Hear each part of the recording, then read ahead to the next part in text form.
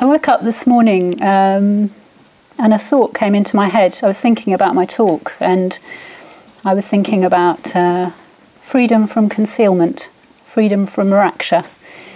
And I've thought before, but I wanted to say I think that's probably the strongest experience of freedom that I have through my practice and in our Sangha. So this is a personal talk on the lineage of responsibility, which originally Bhante referred to as the lineage of institutions. And I have to say, when I think of the word institution, it conjures up an image of a Victorian building in a large square, probably in a northern city, and a statue of some worthy man in the middle of the square. And it doesn't inspire me that much. However, if I think of it as a lineage of responsibility, I'm immediately in touch with all those practitioners down the ages who heard the call and responded, who took responsibility for doing what they felt it was time for, to deepen and share their practice of the Dharma. And of course that led to the creation of all kinds of institutions as containers or vehicles for that inspiration. I'll come back to that at the end. So this is a personal talk. Chandra Prabha talked of the need to allow space for both messiness and idealism, for them both to be strongly alive. So I could describe this as a talk about the messy business of being an idealist, learning to take appropriate responsibility and let go of taking inappropriate responsibility. In fact, I could describe my whole spiritual life as the history of my taking responsibility. As those of you who've read my story online will know, it begins, as it does for all of us, with dukkha. How I tried to take responsibility for my own suffering, in a way. When I was 7 or 8, my sister's much older husband was sexually inappropriate with me. I was a bright child. I have a quick mind, which is a mixed blessing. And I tried very hard to work out what was going on. To cut a long and painful story short, the logical conclusion that I reached was that I must be responsible for what he did. That I must have encouraged him in some way, and I was therefore to blame. I felt an overwhelming shame, so I spoke to no one about it, and I carried that responsibility alone for 20 years. I'm going to fast forward past some very painful times when I did experience deep depression. And I wanted to come to a point when I was at Akashavana on the retreat in 2007. I had the time and space where I could see that actually my whole life had been strung out between these two poles. I've talked about this before. On the one hand, my inner experience was so painful that I used to think, oh, I'm not going to be able to bear to live the whole length of my life. It seems so long. On the other hand, I had a very powerful, very deep desire to save the world, whatever that meant. In practice, in my teens and in my 20s, it meant activism. I was involved in Friends of the Earth, CND. I got very involved in running the Students' Union. And after I graduated, I took up a career in the charity sector. By the time I was 28, I was still trying to take sole responsibility for what happened in my childhood and feeling increasingly driven to work ever harder for the team in the charity that I was managing. That was my bit of saving the world.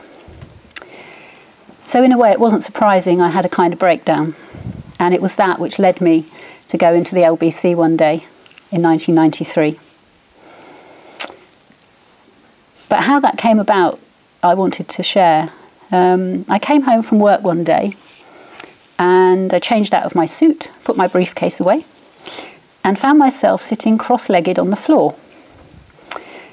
And it was as if I was looking at myself from the outside, and a bit of me was going, what are you doing? Is that yoga? Is that what people do when they meditate? It was like my body was telling me something. And I think of it now, thinking about it, as a kind of a call. It was a kind of a call, and I responded by going to find out about meditation. I happened to have a meeting in Bethnal Green for work, literally over the road from the LBC, and I was early, so I happened to have time to go in. and find out about meditation. And standing in the office with the not yet Sangaraja, I remember it vividly, I was finding out about meditation, and he gave me this beautiful leaflet that Dharmarati had designed for the 1993 Sibford winter retreat.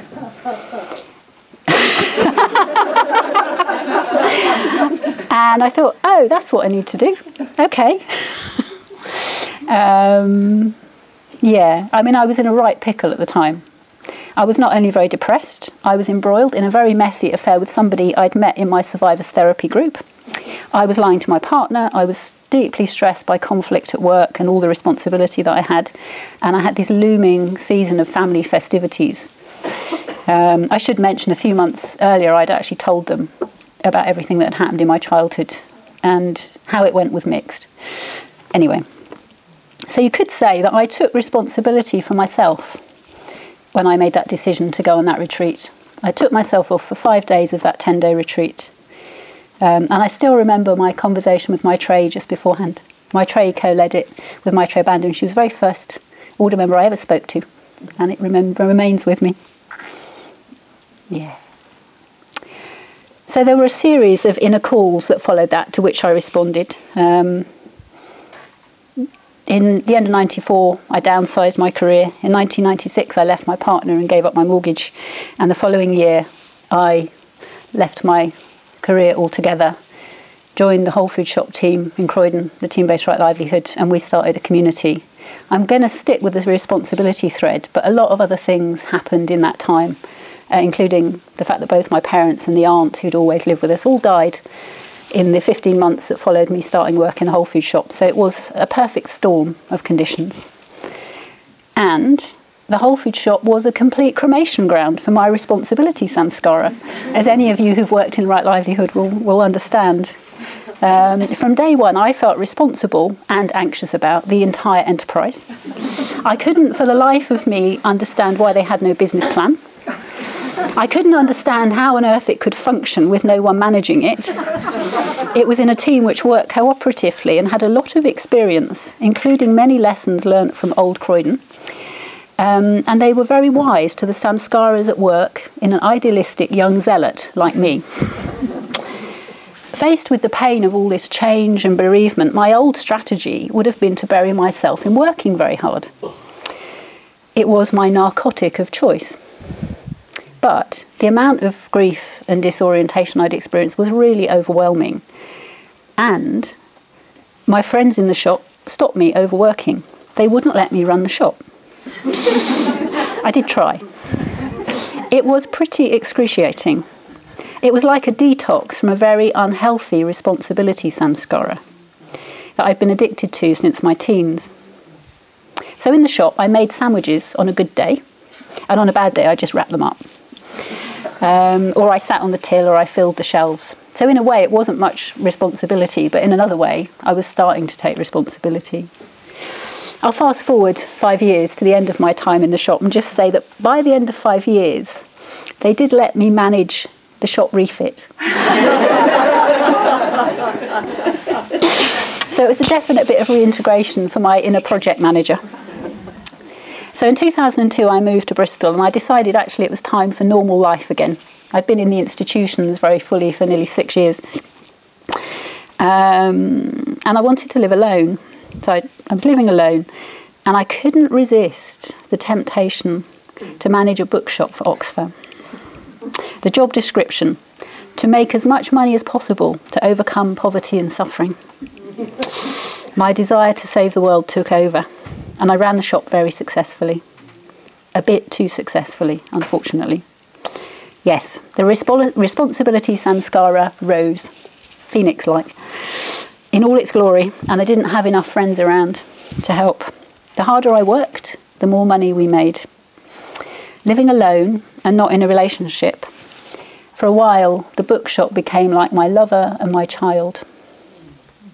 To cut another long story short, in June 2005 I was ordained on a 2-week retreat at Triratna. In November 2005 I went off sick for 3 months, having got tangled in another messy love affair and being rather burnt out.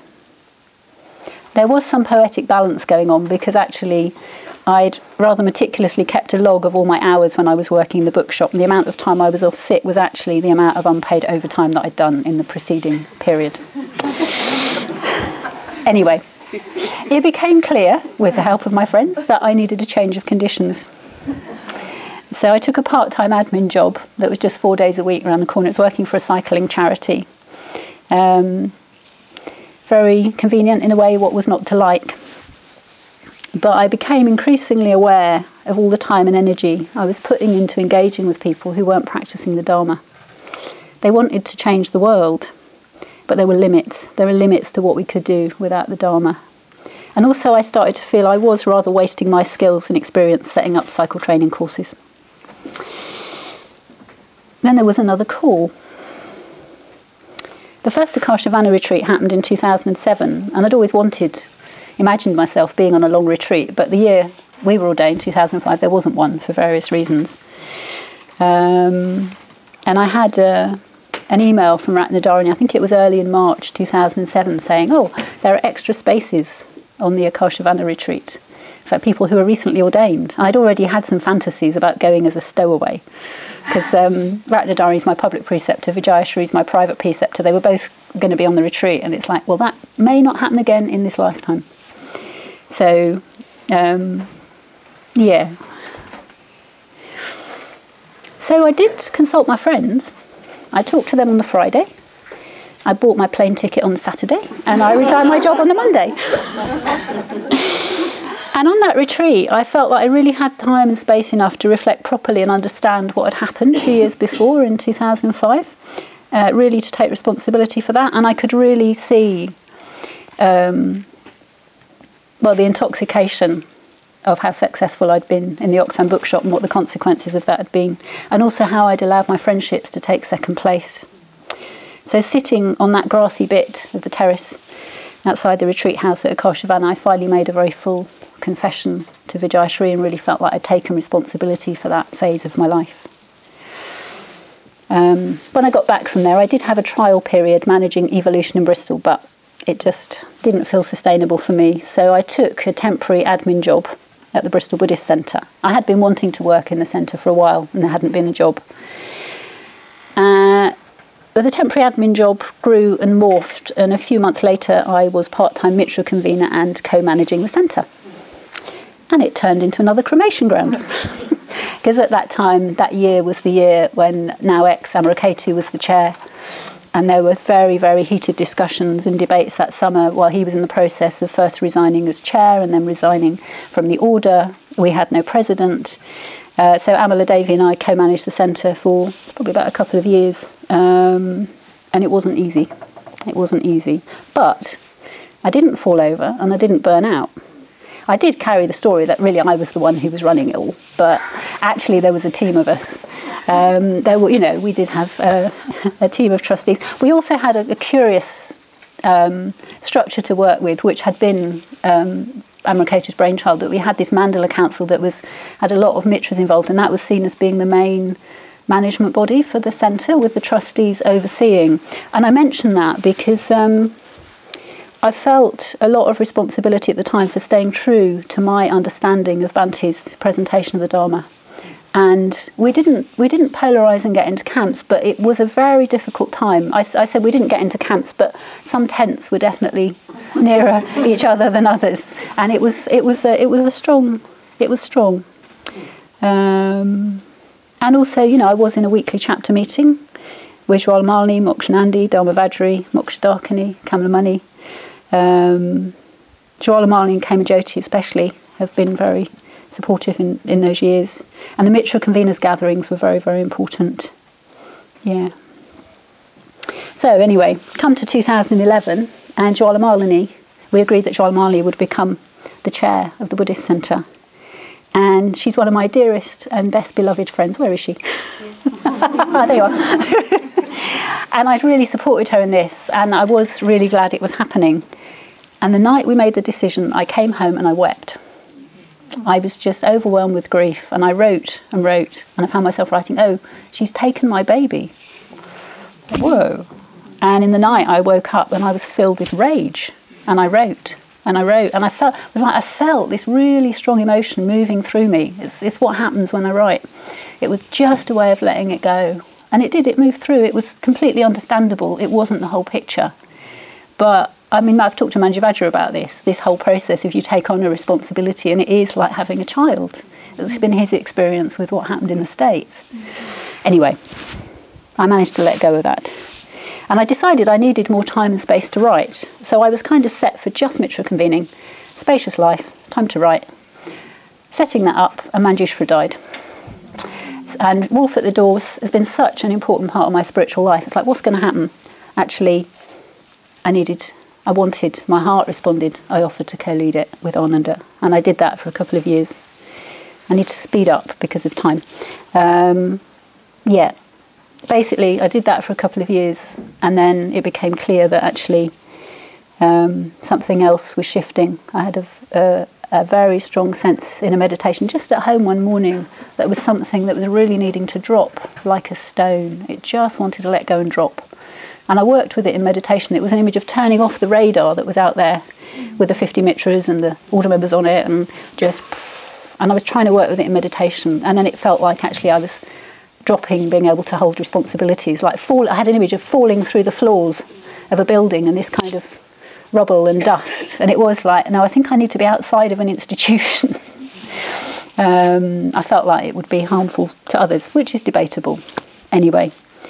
So yeah, for the last 3 years I've been outside of those structures.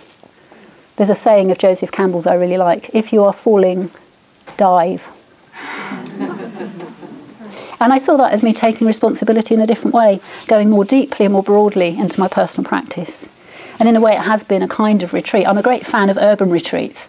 And I've been thinking it's a bit like I've been on urban retreat for 3 years. I haven't done nothing. I mean, I've potted around here, helping out with things that I've felt like helping out with, that I've been asked to do. I mean, they've been a kind of call, but it hasn't felt like holding up an institution. You can see the problem with my attitude to responsibility, probably. So I need to wind up, really. Yeah. I think thinking of it in terms of call and response feels really fruitful. You have a choice how you respond. You can try and ignore it. That is a choice, sort of. But actually, we can respond, and that responding then leads to taking responsibility. And I've learned painful lessons, as you'll have gathered, from trying to take inappropriate responsibility all by myself. And I've been stretched, and I've grown through taking responsibility with others. I'm just putting together with Stirajyoti the exhibition to celebrate our 50 years of Triratna, and it's reminding me again and again that what we can do together is remarkable. It's incredibly moving. And my heart sings when I remember that I'm part of a lineage of responsibility takers that goes back to the Buddha.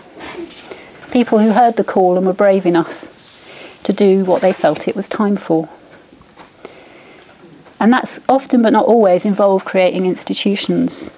And as I said, these are the contexts and the containers in which we can effectively bring together our inspirations and efforts. And then together we can respond to the cries of the world.